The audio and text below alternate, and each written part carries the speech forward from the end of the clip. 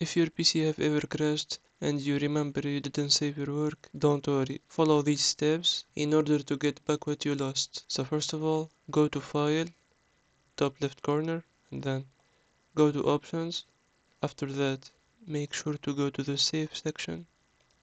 And as you can see, this is the path of the temporary files will be stored automatically without the need to save anything.